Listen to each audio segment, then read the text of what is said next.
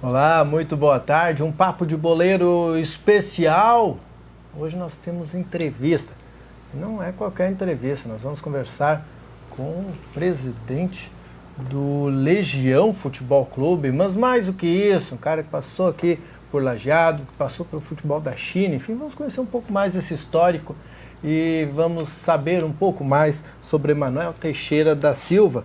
Aqui com a gente também, Elton de Andrade, que nos intermediou essa entrevista, né? Elton de Andrade está trazendo o Emanuel aqui para conversar com a gente e que também já conhece um pouco da história do Emanuel e vai poder também contar para o nosso telespectador a partir de agora. Muito obrigado, Emanuel, pela presença. Obrigado, é um prazer enorme aqui estar com vocês, encontrar Elton. Pena que o meu amigo Zé Carlos Frota não está aqui, porque minha vinda para Lajeado foi por intermédio dele, né?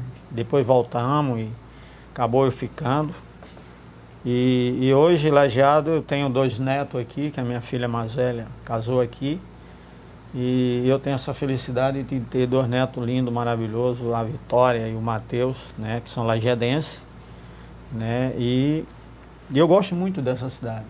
Lajeado foi um lugar que me acolheu, né, e um lugar que onde eu trabalhei, fizemos um bom trabalho, né, no Clube Esportivo Lajeadense, reabrimos Lajeadense, né, naquela época, né, a gente conseguiu reabrir, criamos aquela associação de pais das categorias de base lajeadense, né, eu lembro quando eu cheguei no Clube Esportivo Lajeadense, a grama alta, os meninos bebendo água na torneira ali atrás da churrascaria Alve Azul, né, e aonde um senhor aqui de uma cidade aqui vizinho, não lembro, e o Pécio, que foi muito importante, e a gente deu a sequência no começo de um trabalho de base, que aí depois que esse trabalho para continuar e ser o profissional, e aí depois veio a vinda do Chiquinho, e aí ele ficou no profissional, eu fiquei na base, né? Inclusive, desse trabalho de base a gente teve uma grande revelação, né? Que trouxe um garoto de Marques Souza, que foi o Brizola, e me apresentou, e eu aprovei esse garoto, e esse garoto virou jogador de futebol, um grande zagueiro, pena que aconteceu as lesões com ele, que é o Gabriel, né, que foi uma cria do nosso trabalho, né, que apresentado pelo Brizola, e que eu aprovei que esse garoto deu sequência. Depois eu fui embora, entreguei a Sub-17 para o Gelson. Não sei se tu viste, ele há pouco levantou a taça. Eu vi na Copa do Brasil. Eu falei com ele no Facebook, depois ele desapareceu, retornou para casa, e eu conversei com o Pécio, peguei um transporte, fui até Marques Souza e resgatei o Gabriel de novo para o Clube Esportivo Lajeadense. Então, estou muito feliz porque foi daquele nosso trabalho apresentado pelo Brizola.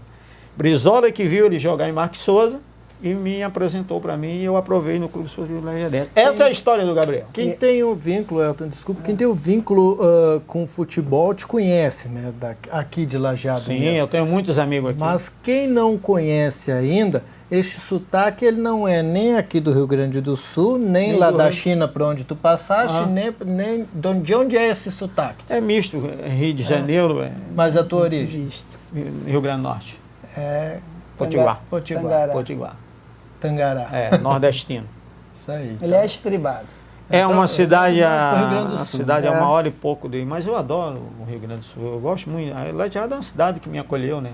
Emanuel, nessa tua saída, que tu saiu do Lajadense, tu continua acompanhando? Continuei acompanhando. Aqui, daquele nosso trabalho, nós tínhamos um jogador, hoje, por exemplo, o Marquinho. O Marquinho, na época daquele trabalho, foi para o Juventude, depois foi para o Grêmio, time B, jogava ao lado do Carlos Eduardo, muito mais jogador do que o Carlos Eduardo, né? E aí o Rodrigo Caetano um dia falou, esse guri só joga contigo. Aqui, aí ele largou e foi para o São Bento de Sorocaba, imagina, depois não deu certo, voltou. Mas o Marquinhos hoje era para estar hoje milionário, né? E tinha muitos garotos, o Roimar, né? Tinha muita qualidade, só faltou oportunidade. Qual é o diferencial, tu que trabalhaste bastante na base, assim, aqui no Lajadense e em outros clubes também, do trabalho que é realizado com a gurizada na base, o que diferencia para ele dar certo?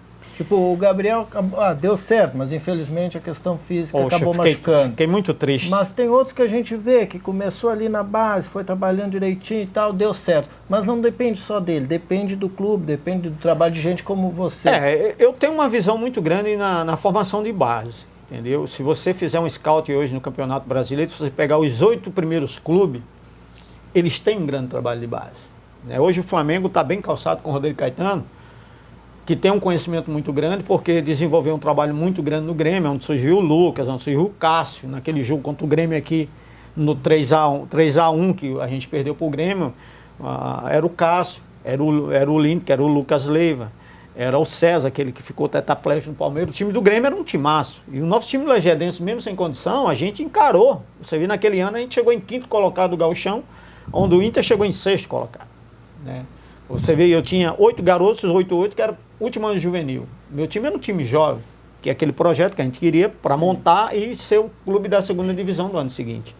E não aconteceu, porque depois eu fui embora, mas ficou aquele implante. E hoje é o seguinte, o clube que não tiver uma base que seja trabalhada igual o profissional, não chega a lugar nenhum. Porque, às vezes, quando um profissional ele tem um sucesso, aí se desfaz, vem dos jogadores, aí você tem que ter o quê? O suplemento lá da base. Essa base ela tem que ser trabalhada igual ao profissional. É uma base que de vez em quando você tem que trazer ela para jogar, fazer um coletivo. O que dificulta isso? Por que nem todos os clubes fazem isso? Não fazem, Elton, porque, veja bem... Onde é que esbarra? Às vezes o assédio dos empresários, que eu chamo os câncer do futebol, eles atrapalham muito, prometem demais. Graças a Deus que hoje a FIFA, agora acabou a agente FIFA. O clube que tem o direito do federativo dos atletas. Hoje, para você, o agente FIFA não tem mais o direito como tinha antigamente. Então, o clube hoje... mas tem que ter muito cuidado, porque às vezes essas pessoas que ficam olhando treinamento de base tem que ser campo fechado. Nada de ninguém entrar para assistir. Entendeu? Tem que ser isolado. Você chega no Flamengo, o pai vem, deixa o garoto na porta do CT, o garoto entra, ninguém entra lá para dentro. Depois ele é devolvido para os pais fora. Ou alguém está acompanhando quando o garoto é de menor. Então o trabalho de base tem que ser fechado, nunca aberto, por causa dos assédios. Essa história do olheiro, que aí acaba levando, tirando às vezes os meninos de 10, 12, 15 anos no máximo, levando até para outros países. Porque hoje você não pode, a lei Pelé, não lembro o artigo, ela proíbe que o clube retenha o jogador até 14 anos. É proibido por lei, você pode pagar uma multa caríssima. Após os 14 anos, você pode reter ele no clube, entendeu? Mas antes dos 14 anos, não. Você tem que fazer um contratozinho com ele, mas não de retenção. Ele tem que ter a liberdade dele. Ele tem liberdade. Mas tem um vínculo, mas... Após os 14 anos. Tu nos trouxe isso também, esse Código Brasileiro. Isso aqui é o CBJD. Quem gosta de futebol tem que conhecer as leis do futebol. Está aqui o CBJD de 2016 para você. De clubes que tu és, todos conhecem? Não. Não? Não, porque hoje é o seguinte, você veja bem, o que é o futebol de alto rendimento e que tem que ter resultado. Se você não tiver uma boa gestão, um bom planejamento, você não chega a lugar nenhum. Não é só você montar o time, é gestão. Você tem que ter um grande gestor que faça planejamentos atuais e futuros, entendeu? Para o clube. Por exemplo, não quero citar nome de clube, que tem as divisões de base, você tem que pelo menos fazer um jogador por ano e vender. O São Paulo faz uma média vende 12, 14 jogadores todo ano, mas gasta 1 milhão, 2 milhões de reais na base. Então aí vem o sucesso. O Rodrigo fez isso no Grêmio, foi pro Vasco, fez, eu visitei ele no Vasco, eu digo, aqui no Vasco não vai dar certo para você. E não deu. Depois foi pro Fluminense, e aí voltou, agora está no Flamengo. E eu tenho certeza que o Flamengo vai ter um grande sucesso com esse trabalho do Rodrigo, porque ele também é voltado muito para a base. Mas o trabalho de base tem que ser feito profissional. Tem que ter condição para dar para o garoto. Estão deixando ele trabalhar? Estão deixando ele trabalhar? Não, ele tem toda a liberdade. Sempre que o Flamengo ia a Brasília, eu me encontrava com ele, porque eu estava em Brasília, sempre me deu muita atenção. O Rodrigo Caetano, que eu acho que é o supervisor top do Brasil hoje, chama o Rodrigo Caetano. Esse cara é um cara 1000. Você falou no Grêmio e o Rio Grande do Sul vive um momento do seu futebol que a gangorra tá na ativa, O Grêmio está lá em cima, o Internacional lá embaixo, mas é um momento triste porque o próximo ano teremos apenas um clube gaúcho no campeonato, na Série A do Campeonato Brasileiro. Dá para dizer que isso se percebe pela diferença de uma gestão profissional do Bolzan perto de uma gestão fracassada do Pífero no Colorado, Bolzan no Grêmio? Olha, eu acompanhei aí o último jogo, por estar fora do Inter, foi muito triste, porque eu sou colorado, né? Mas eu acho que o Inter perdeu muita referência quando um grande treinador formador, que saiu do Corinthians, foi para o Juventude e que hoje está no Corinthians, que é o Osmar Lois, né? É um garoto muito inteligente e que revelou muitos jogadores, né, no Internacional. Eu acompanhei muito o trabalho, inclusive até na chegada do Leandro Damião, que ele me tirou umas dúvidas comigo. O Osmar sempre a gente se entendeu muito bem. E quando o Osmar estava no Inter, trabalhando na base, o próprio Dutra, aqui ao lado aqui, né, lajeado, eles fizeram um grande trabalho de formação, né? Então o Inter sempre tinha, todo ano apresentava 3, 4 jogadores ao profissional e dava certo, né? Aquele time do Inter que jogou aqui com nós, aqui, que a gente ganhou 3-1, né?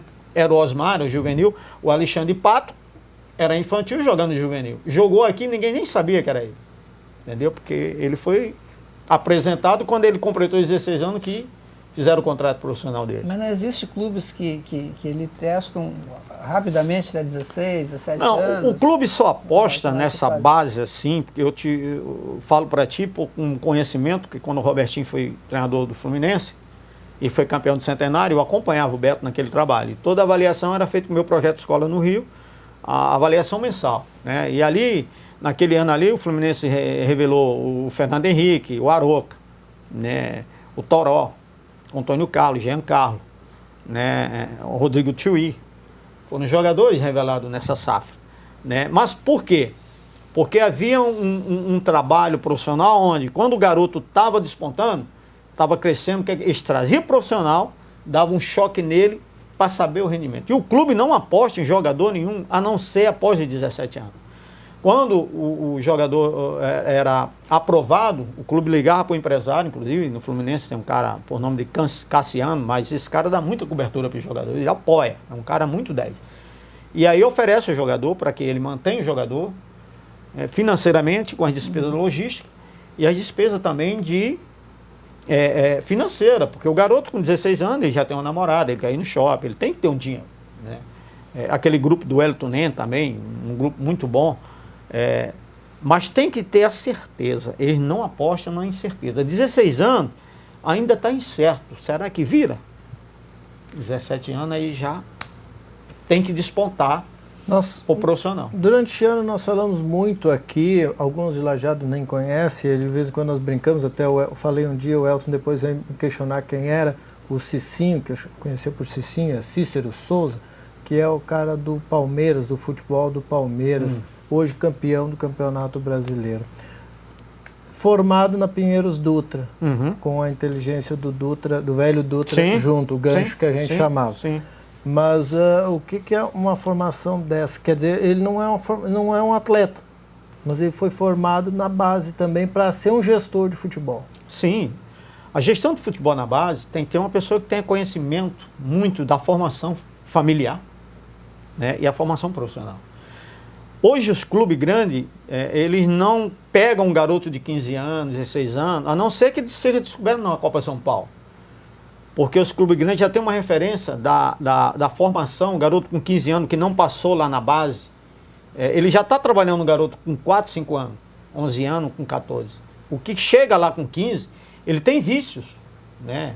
Ele já pode estar bebendo, ele já pode ir para a noite. E o garoto que vem lá de 11 anos, ele está sendo doutrinado pelo gestor, porque os clubes grandes, eles têm uma psicóloga que acompanha o garoto, entendeu? O garoto, eles têm o Fluminense tem uma plaquinha com amarelo, verde e vermelho.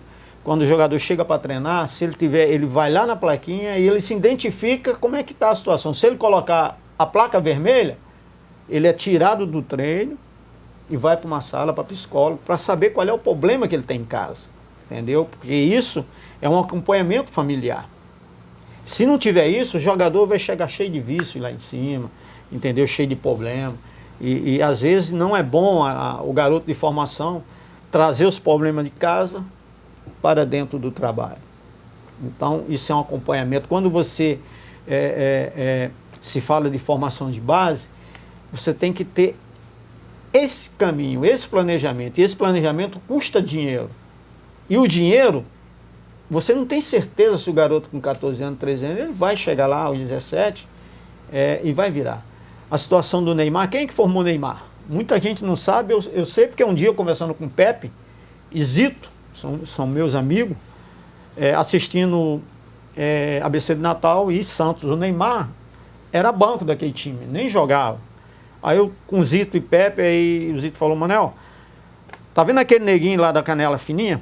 Vai ser melhor que o Robinho, daqui a 3 anos. Não foi 3, foi 2. Eu lembro disso na Copa São Paulo, inclusive o Cristian aqui da nossa cidade estava jogando pelo Brasiliense, estava em Porto Feliz. E eu assisti o jogo lá no campo do Nacional, que é ao lado do CT do Palmeiras, Santos e ABC. O jogo foi 2-1, ABC fez 1-0, o Santos virou. O meio de campo era Ganso, era Thiago Silva e Alemão.